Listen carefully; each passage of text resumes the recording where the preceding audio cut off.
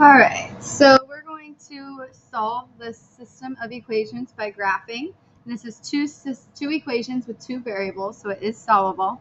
So I type these both in my y equals table, and now I'm going to hit trace.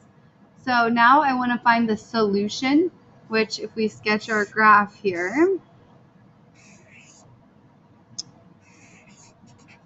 it's not a very good sketch, but the solution is going to be right here, where those two graphs intersect. So if we want to find that, we can use the calculator to get that exact point. So we hit second calc, and we go to intersect, and it says first curve, so we're going to hit enter because our cursor is on the first curve.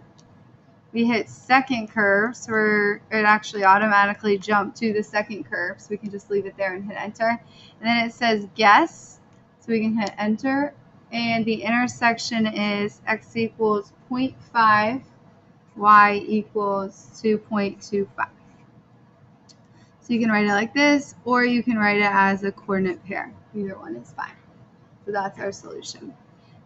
And then we can also solve by graphing inequalities. So I'm going to change this problem a little bit. I'm going to change this to y is greater than x squared plus 2x plus 1, and y is less than x squared minus 4x plus 4.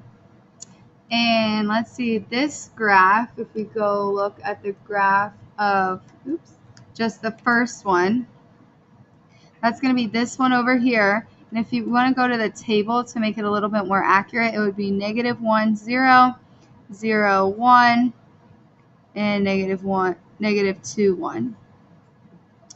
And then it's greater than, so we would actually shade above.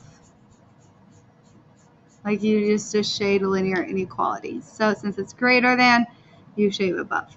This one is less than. This is going to be this one over here. We could type that in so that we can get a better idea of what our graph looks like by going to the table. This one's going to be at 1, 1, 1, 1, and 2, 0, and 3, 1. And this one says below. So here we would shade everything below the graph. So that's going to be this stuff down here. This looks pretty messy.